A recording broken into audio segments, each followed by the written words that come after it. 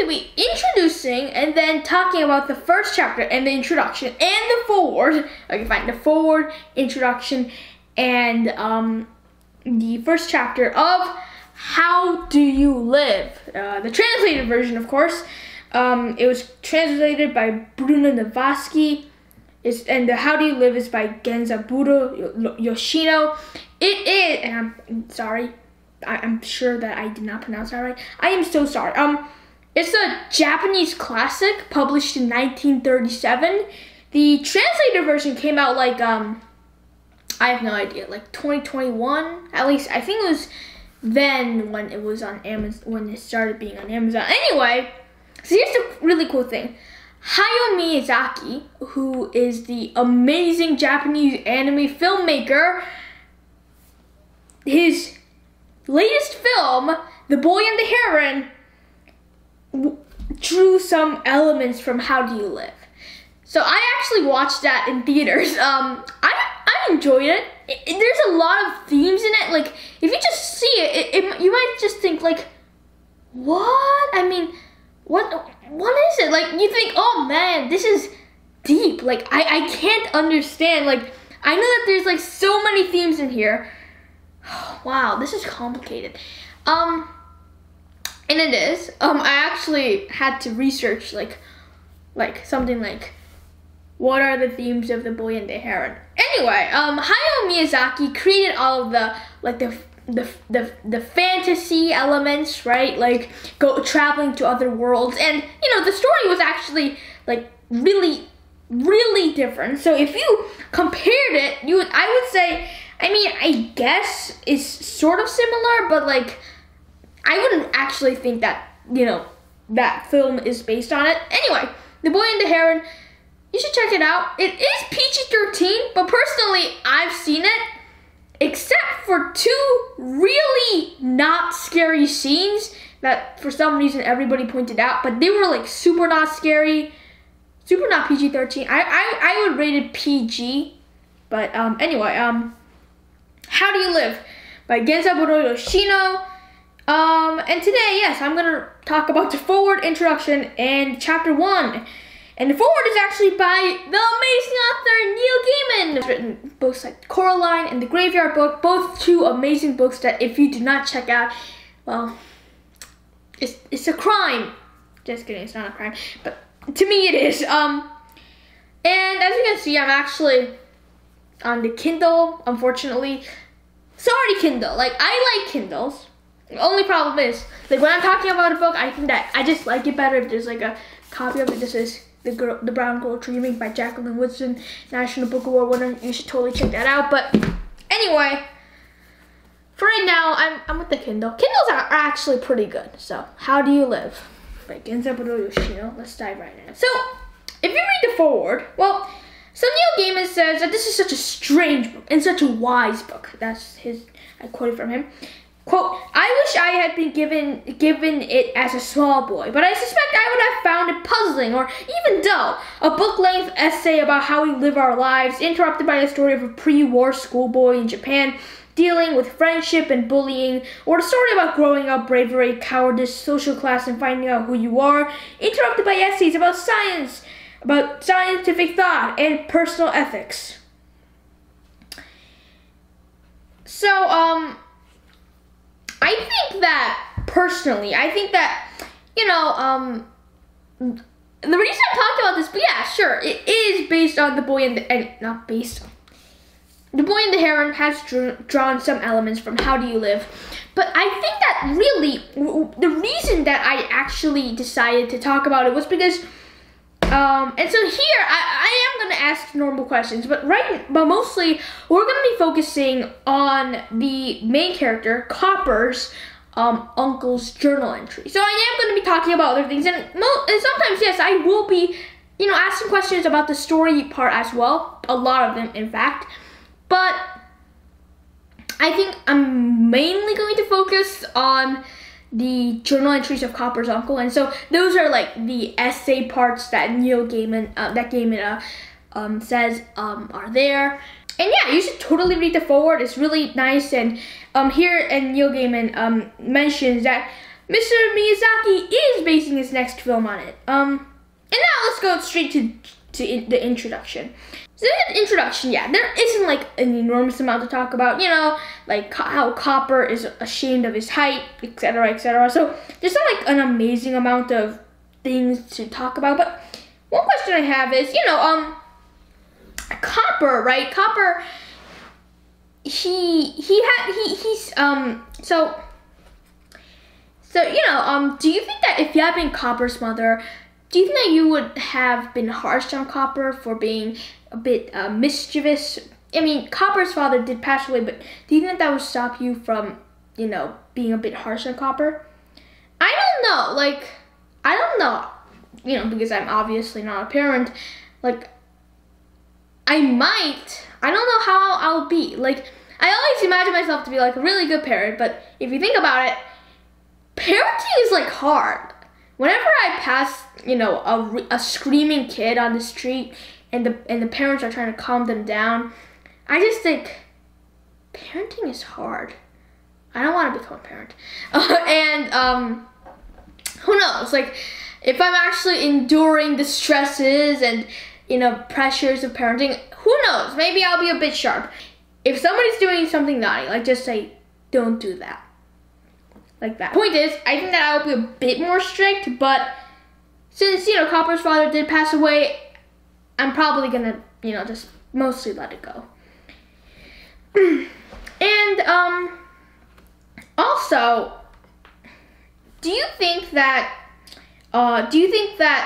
if you are Copper and, you know, you have to move from Tokyo to a small house in the suburbs, well, a modest house, do you think that you would, how do you think that you would like it? I mean, there's nothing about, like, Copper's reaction, but what do you think? Do you think that you would, you know, just pay no mind and say, I mean, most people don't even have a nanny and a maid. Like, yeah, nobody on our street has it, has them. And, besides, like, a modest house is still, you know, a modest house, and it's in the suburbs, so it's not bad.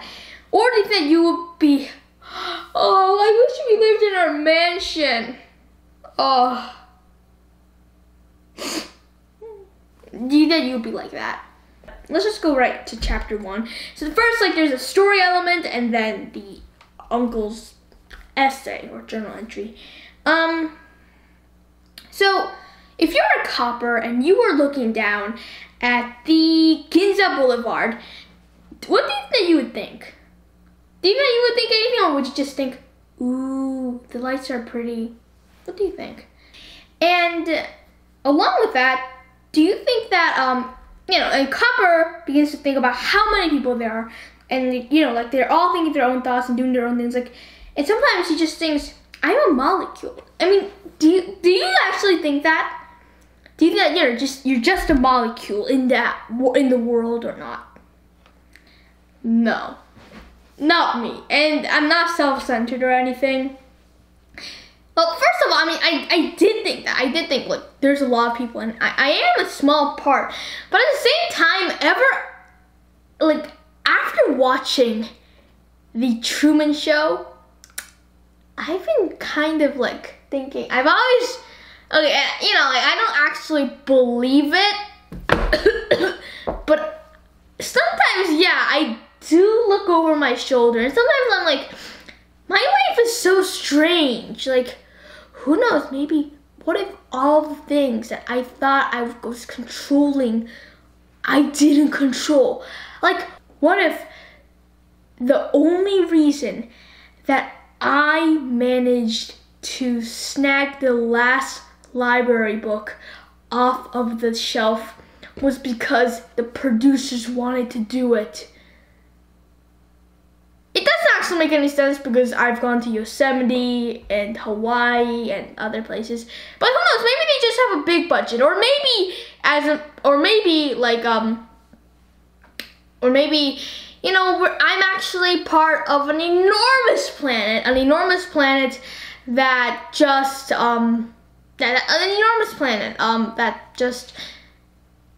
like, and so, you know, the planet that I think I live in is only like a small part of it.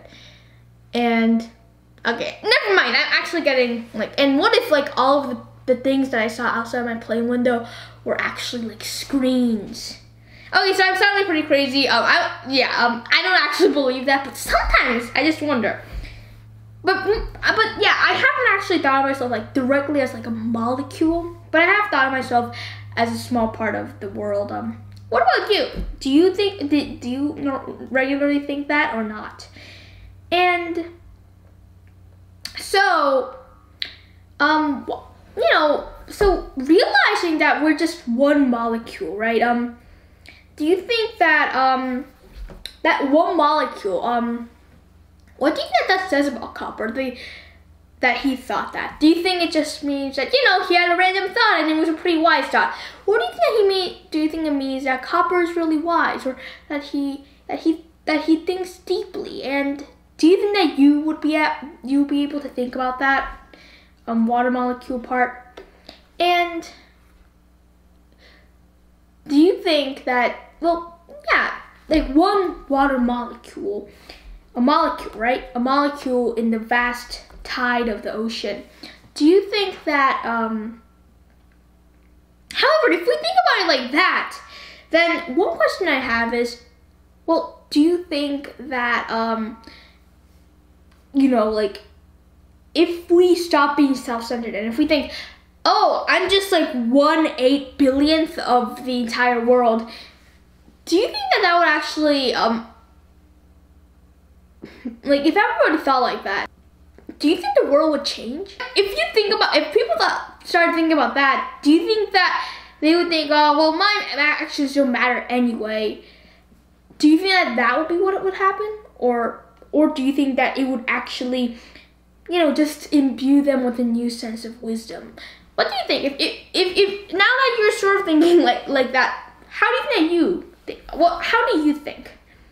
Now, and then we go to Uncle's notebook, and so he starts talking about it, right? So, and then he talks about Copernicus and his heliocentric theory. You know, a long time ago, everybody thought that the suns and the planets and the stars all revolved around the Earth because that's what it seemed like. But now we knew that, well, the sun's the center, and we actually revolve around it, and we see how, you know, this is going. And so Uncle says that most people don't hold the Copernican view. All they say is like, oh, well, that's like 5 miles from my house, and you know, they think in terms of like it's 5 miles from my house and things like that.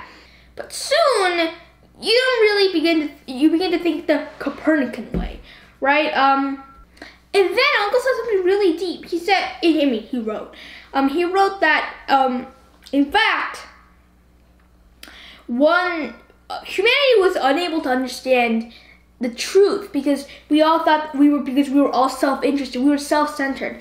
But once we actually learned the truth, the true nature of the universe, and you know, we actually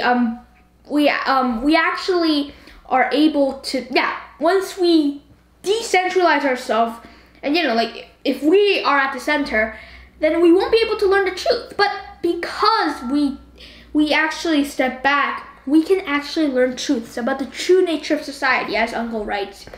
And for example, if you want to know larger truths, then you have to, quote, discard that way of thinking, unquote. And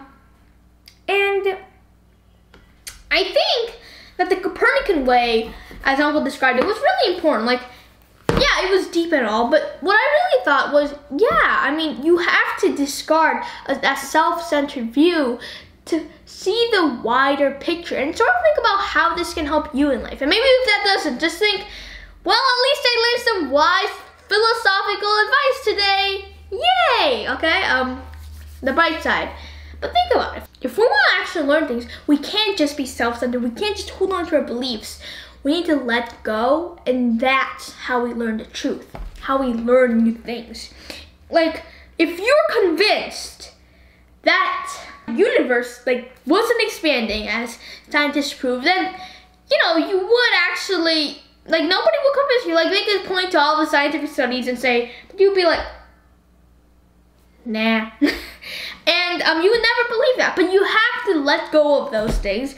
You have to let go of those emotions, and you have to step back, look around, and that's how you do it. Like, don't think about yourself as being in yourself. And this is a really good piece for writers as well, like advice for writers as well. Like, when somebody's reading a book, like once you actually finish the book, and I wish I had actually written a book like this, a book this amazing. But let's say, let's say I finished a book, and I'm like, but of course I've only done the first draft. But if I read it, then in my point of view, then, well, I wrote it like that, so there must be a reason. So I'm like, oh, this is all good, this is all good, this is all good.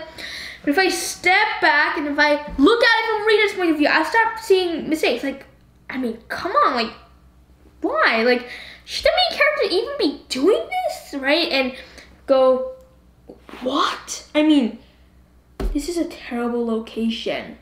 Something like that. And that's a piece of advice for writers as well, but it also works in actual life. Well, I think that's a really good piece of philosophy. And yeah, today we covered a very small portion of the book. Next time, we're probably going to cover 2 to 3 chapters. But I hope that you enjoyed this introduction / small talk. Wait, small talk, not small talk, but like sort of a discussion, a one-way discussion about how do you live. And I think that this is a really awesome book. And yeah, this isn't gonna be like enormously. I'm not actually gonna ask a lot of questions like I did with other books. Mostly, what I'll be doing is I'm just gonna be talking about the things that we learn. And so this will be a bit different, but I will still be asking questions. Don't worry. And I'll see you next time. Check out more classics because classics are great. And I'll see you next time. Happy